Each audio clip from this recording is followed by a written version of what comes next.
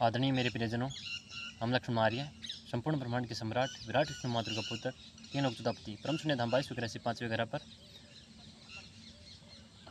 ग्राम बाल्की, हेमराज नगरी, जिला महेंद्रगढ़, राज्य हरियाणा, राष्ट्र भारत। आज आप सभी को श्री वाल्मीकि रामायण के आधार पर श्री वाल्मीकि जी महाराज की दिव्य कथा सुनाते हैं कि आज से 1,50,28 वर्ष 9 महीने 90 दिन पूर्व त्रेता युग के अंदर श्री वाल्मीकि जी महाराज परम शून्य धाम से 5वें ग्रह पर भेजे गए, बिहार के अंदर।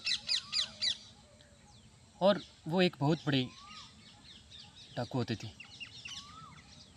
जो बड़ा ही उपद्रव करते थे, लेकिन एक सात्विक डाकू, अपराधी बोलते हैं जिसको। अपराधी के अंदर सात्विकता ऐसी कोई नहीं होती, लेकिन अपराधी भी दो प्रकार के होते हैं, एक सात्विक, एक तामसिक। एक अपने निजी जीवन को विकसित करने के लिए किसी को भी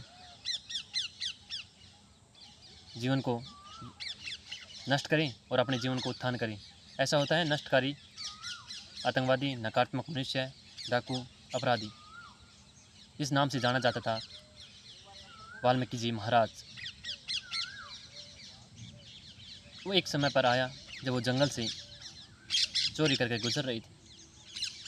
पूर्व जन्म के परमात्मा के प्रिय भक्त हुए और उस जन्म में भी परमात्मा के प्रिय भक्त हुए। तो उन्होंने विराट विष्णु माँ दुर्गा ने दिव्य दर्शन दिए रात के समय में जब वो गुजर रही थी। तो उन्होंने रोका कि कहाँ जा रहे हो? वो बोले हम चोरी करके लाए हैं महाराज, भगवान ने संत का भेष बना, बड़ी दाढ़ी, बड़ी बाल, भगवा रंग। तो बोले कि भैया आप जो अपराध कर रहे हैं उसका आपका कोई साथी है, सहायता करेगा बुरे समय में? तो बोले महाराज आपका कहने का क्या तात्पर्य है?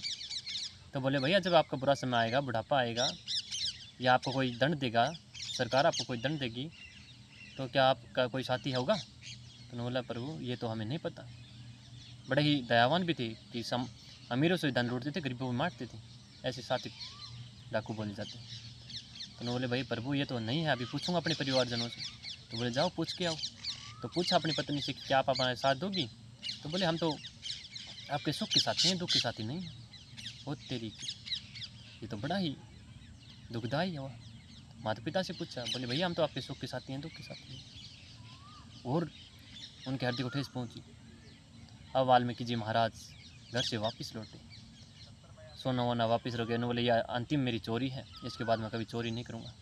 संत ने कहा, भगवान विष्णु ने कहा उनको कि आप मेरा काम करिए, रामायण को लिखिए कि मैं अब पूरे ब्रह्मांड में नकारात्मकता फैली, धरती लोक पर नकारात्मकता फैली, मैं इस प्रकृति पर आना चाहता हूँ, मनुष्य को कल्याण करना चाहता हूँ, जीवों को कल्याण करना चाहता हूँ, मनुष्य के रूप में एक मनुष्य की भांति अपने जीवन को व्यतीत करना चाहता हूँ, मनुष्य को क्या क्या कष्ट होते हैं।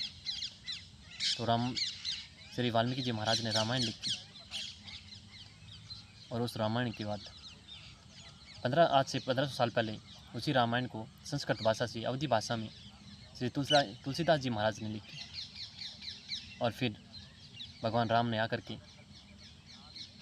सभी मनुष्यों का मोक्ष किया, माँ सबरी का मोक्ष किया, केवट जी का मोक्ष किया, माँ अहिल्या का मोक्ष किया, चित्रकूट से गुजरते हुए, अरण्य जंगलों से गुजरते हुए बालकांड के अंदर लीलाएं की, अयोध्या कांड के अंदर लीलाएं की, सुंदर कांड में आप देखते हैं कितने सुंदर ने वर्णन किया।